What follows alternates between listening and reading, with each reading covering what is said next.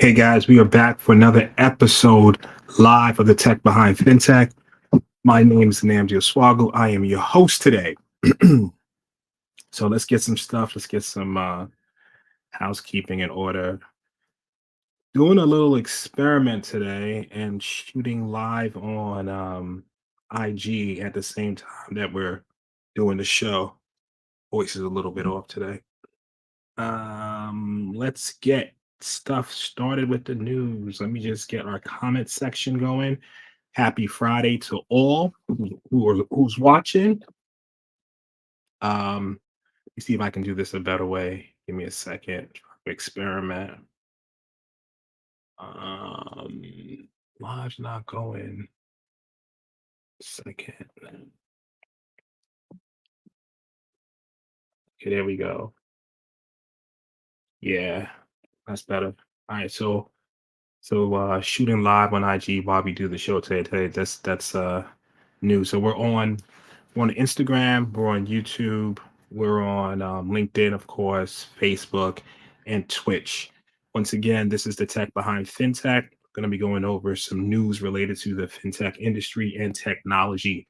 So let me add the screen.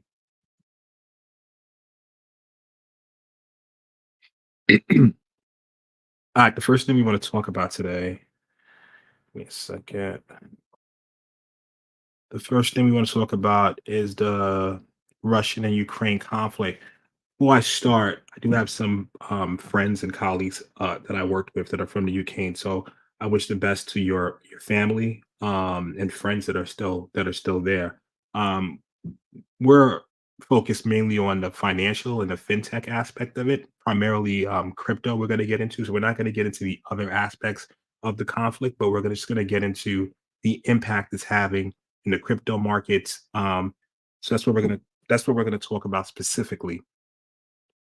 All right, so essentially, since the conflict started, the Ukraine central bank is cracking down on digital money transfers and one of the latest connections as part of the nationwide declaration of martial law.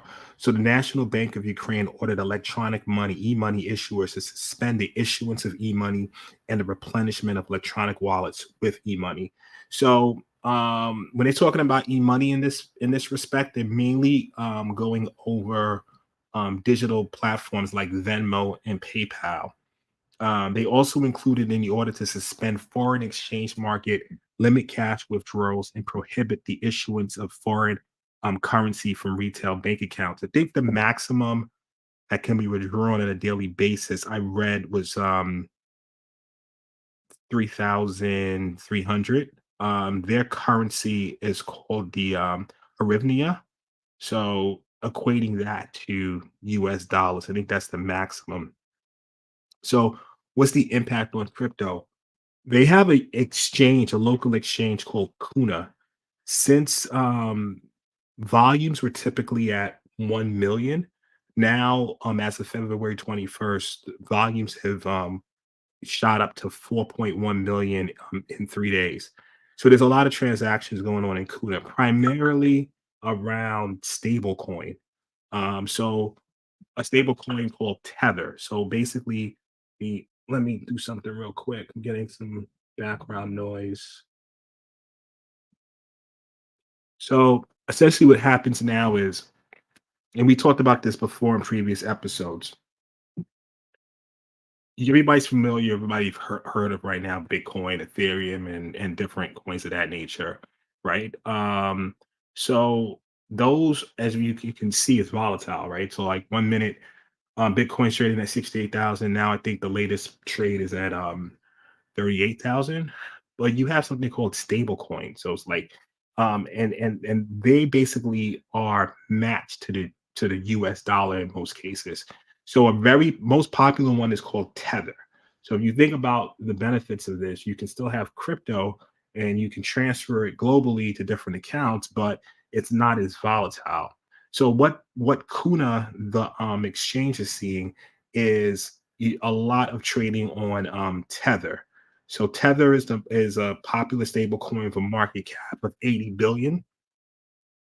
And like I said, unlike other cryptocurrencies are it's not volatile. It's pretty much stable as indicated by the name. So you're seeing a lot of activity in terms of Ukrainian buyers paying premium prices for Tether. It's matched at a dollar. I think they're paying like a dollar 10 right now, dollar 10 cents. It's a quote from the Kuna Exchange founder, Michael Chobania. We don't trust the government. We don't trust the banking system. We don't trust the local currency. The majority of people have nothing else to choose apart from crypto. Um, that's a direct quote. I'm gonna post the sources. So if you're looking at this on IG, if you go to the Tech Behind FinTech or you'll have links to our YouTube channel, then you can see our the links that I post. So let me post this link real quick. It's actually from CNBC. Okay, we have a question from the audience. Great question. What makes it stable? Illiquidity. So that's a question from the audience, Stanley Abutulum. Like I said, if you're on IG, you're not seeing the live comments. You're seeing directly from my studio. But and you can go to our website at the Tech Behind FinTech or our YouTube channel. So let me answer this question. The term stablecoin just basically means it's not volatile. It's not necessarily the liquidity aspect. It's just saying you're not going to see the price fluctuations like you would see in a Bitcoin or Ethereum or any other altcoin or a meme coin like Shiba. One day it's 0.00078. The next day it's now I think 0.0024. It's gonna be closely tied to the US dollar. So, a stable coin like Tether, for instance, it's gonna be worth a dollar today. It's gonna be worth a dollar next year. It was worth a dollar last year. So that's really what makes it. That's why they call it a stable coin because the price is stable. Hope I answered your question.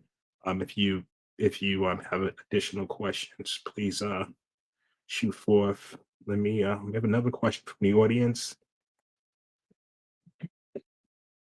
Happy Friday. With it not being as volatile as other cryptocurrencies, does it increase slowly like bonds? No, it's not. It's not an investment play. It's more so how it's typically used is let's say that you buy Bitcoin or whatever coin, and it's used for different reasons. Really, if you look at cross-border payments, it's probably cheaper to use that than I don't know Western Union or something like that if you're in the crypto market. But how I've seen it used just on a day-to-day basis. Let's say that I invest in a cryptocurrency and it goes up 20%. I don't necessarily want to jump out of the market or get the cash back. I still want to I might want my coin in still in the crypto market. So I might just buy Tether just to stabilize it and say, okay, I made this amount, it's pretty much stable. So that's how I've seen it used. But it's tons of other use cases. Like I said, cross-border payments and so forth, because of the stability of it. And it's a lot easier to transfer, right? You could transfer to different countries. You don't got to think about currency exchanges or so forth. It's still in crypto, and you could transfer to anybody in the world.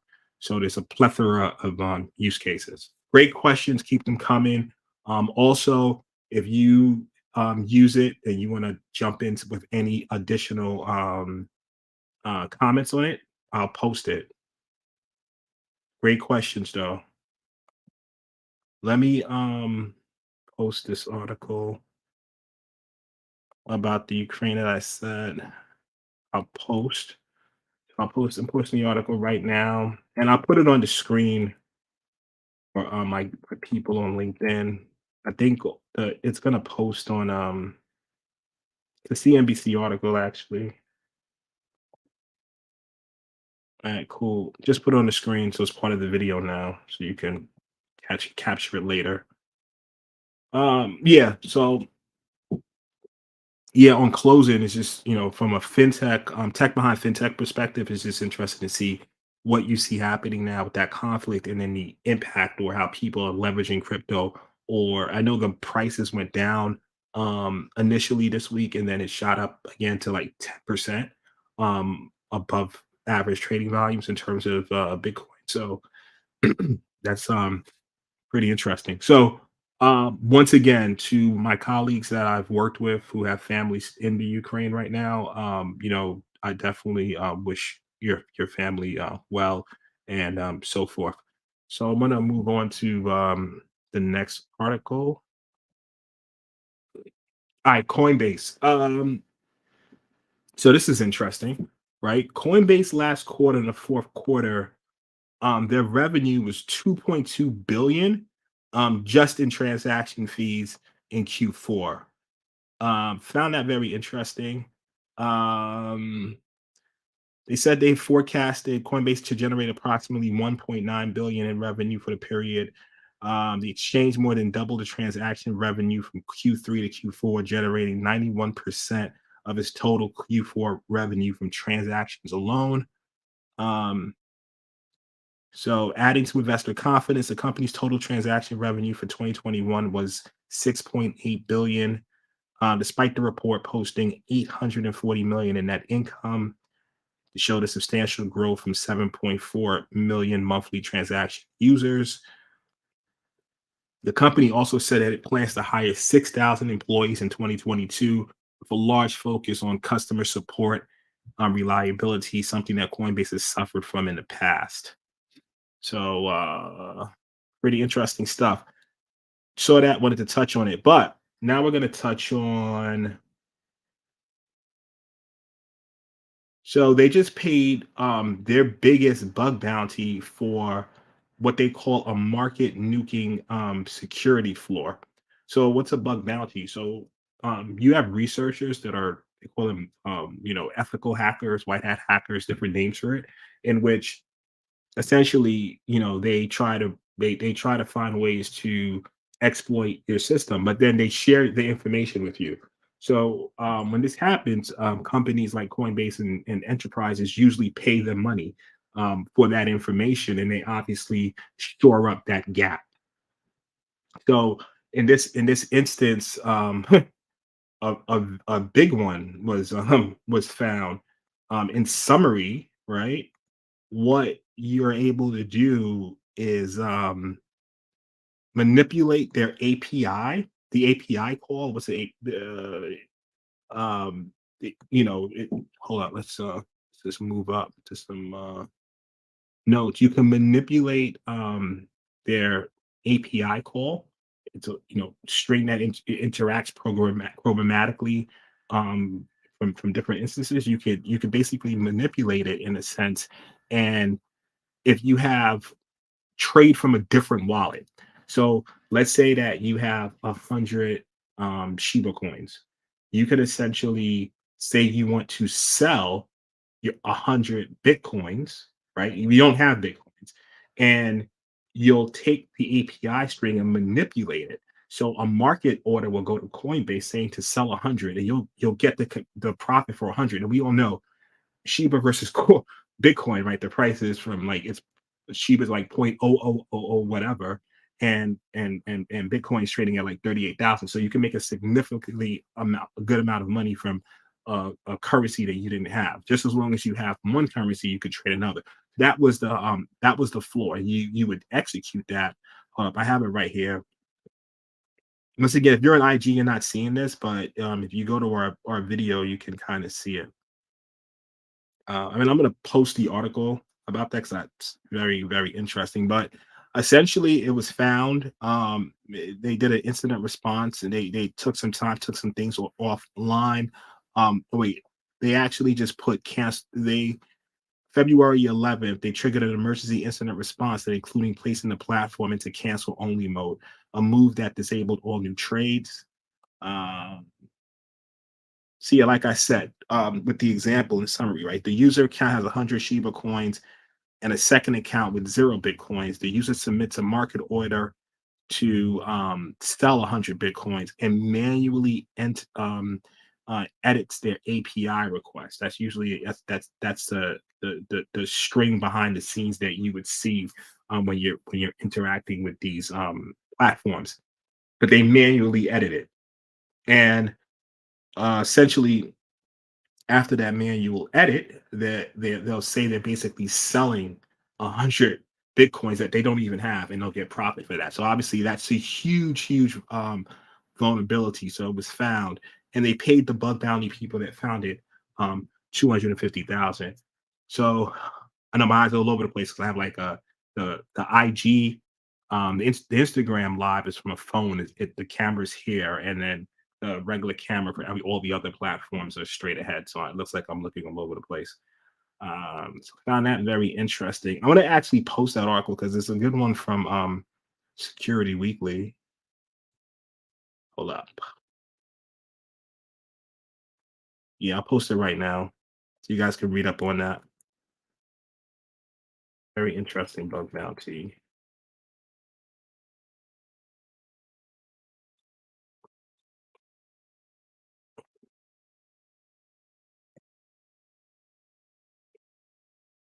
All right. I just put it on the screen also. So you're watching this video afterwards, you can pause it.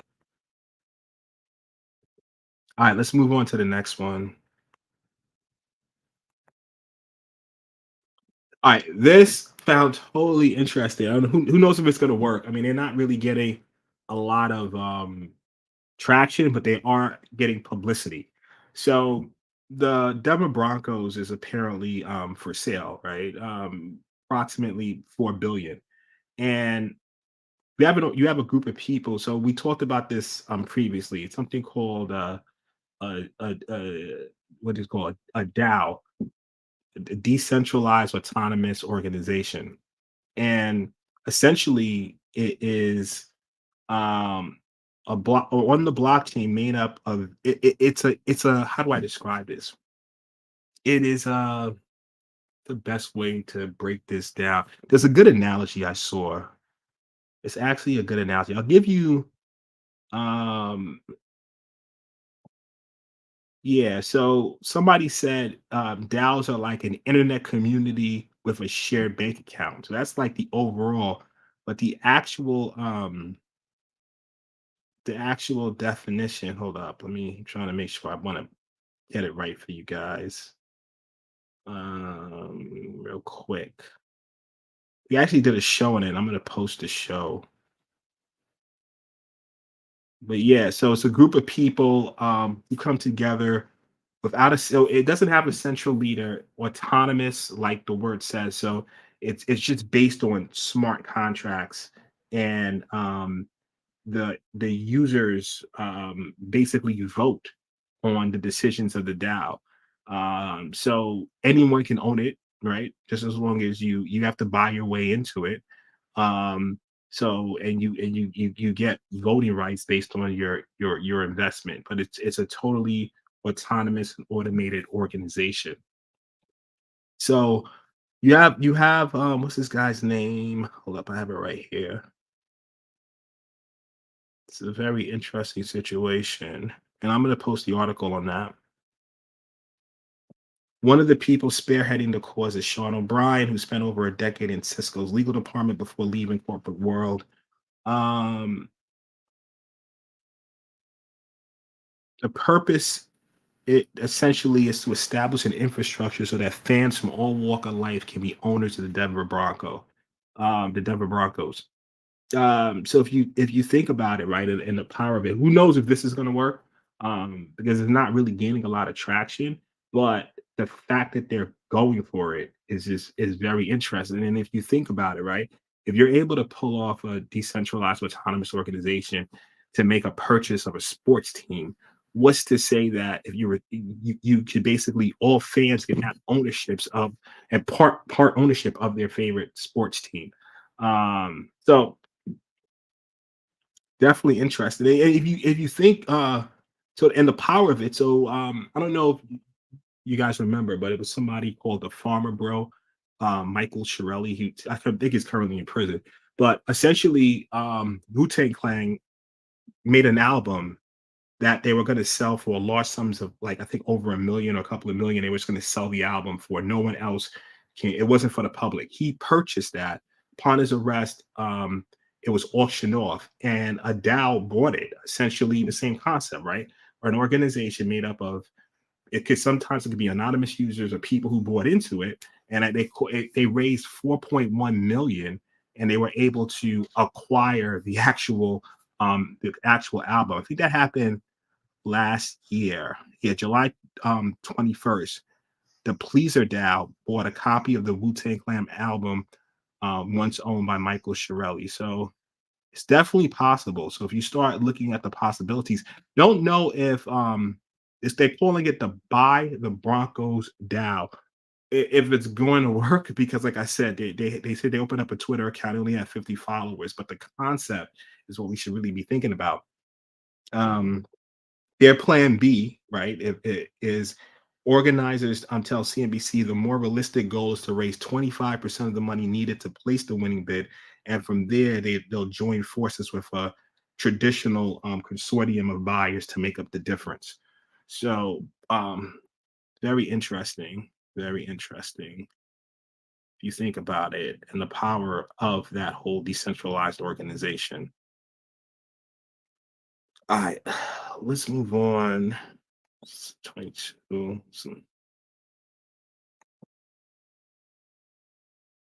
So the last article we want to talk about today is BEC scams. So what is a BEC? It's that is the last article. We just posted it on the link. So the FBI warns of BEC scams. Always the acronyms always like mess up on these acronyms, to be honest with you. Because you start saying, especially in this world, yeah, okay, here we go. So a BEC scam is a business email compromise. So essentially, there's various ways that the business email could get compromised. Let's say that, I don't know, you have an email, your name, and you work at Microsoft.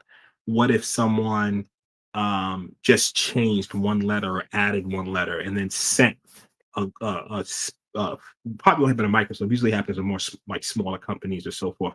But they sent a flurry of emails to employees, so you might think it's coming from a legit person or your boss or your manager or whatever, and then from there they conduct various scans. So some examples, right? A vendor, if your company deals with, sends an invoice of an updated mailing address. Now you might send that particular fake vendor fulfill an invoice that's not meant for that person.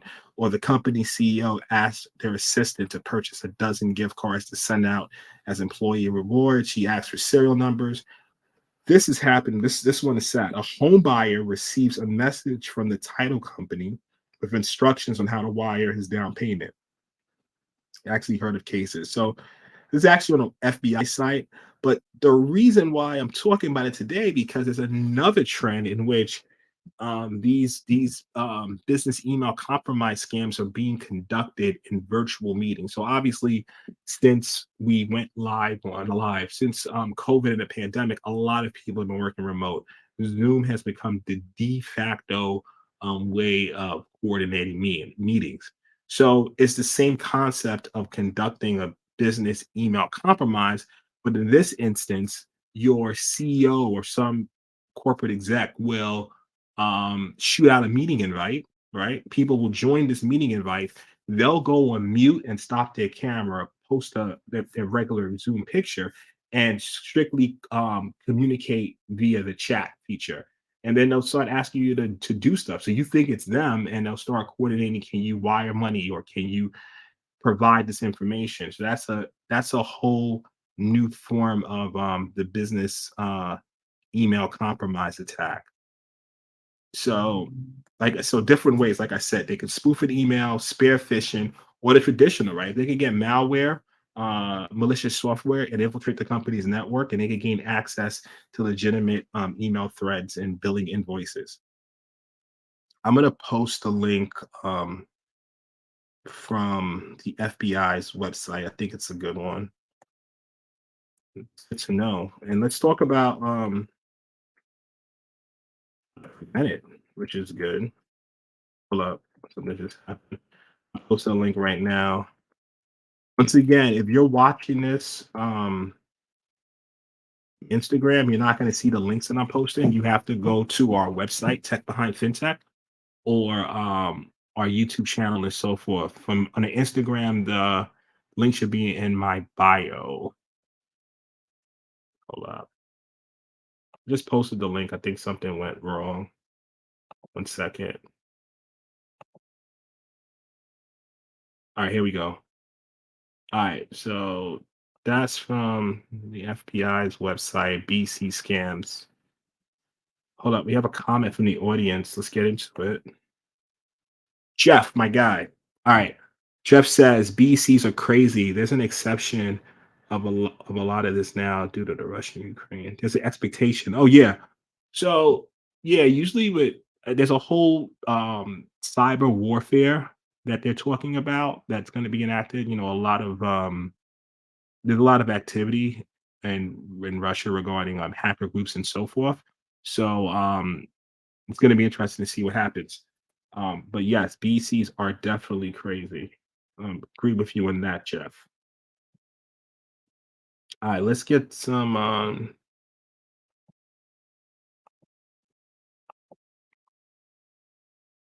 Yeah, look, it's really about. I think we're done with the post, so I'll just take the post off, right?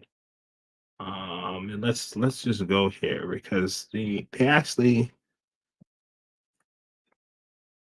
give some good tips on prevention. Yes, guys. Make sure my camera. Okay, cool. Camera's better right here.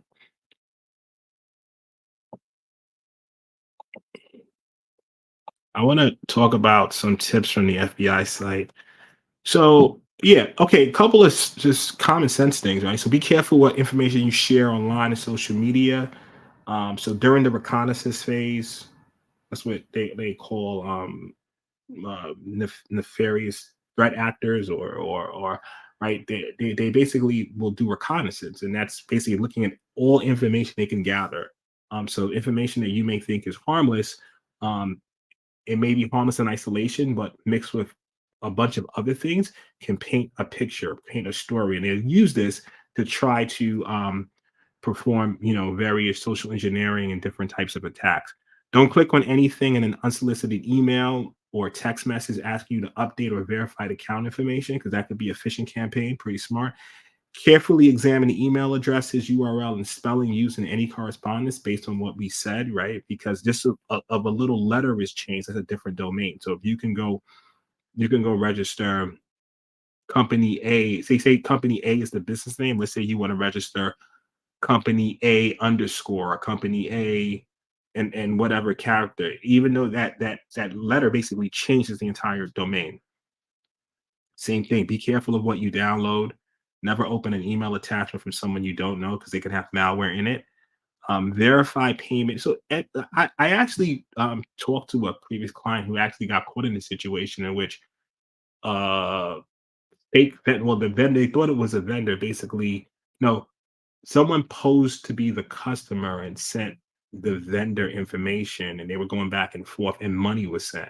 They ended up splitting the difference, but this actually happened. So before you send any money and fulfilling the invoice, there should be some maybe steps that you should basically have in place, some sort of whether it's a verbal confirmation and so forth, besides just a random email. Um, be especially wary if the requester is pressing you to act quickly. Yeah, usually you could fulfill certain things in 30 days, but if it's a rush, you have to be careful with that. All right, so let's go back. So, guys, I think that is it for our show today. Today was an experiment. So, the people watching it on our normal streams don't know, but we have another live that we're shooting on Instagram, and they don't have They have the green screen, not the cool background that you guys see. And they don't see the links, but they actually hear it. And on Instagram, once again, it's the Tech Behind FinTech.com. That's our website. I'm gonna put it on. Uh, Let me put it on our website here as well. I'll, as always, gotta put it in the links caption.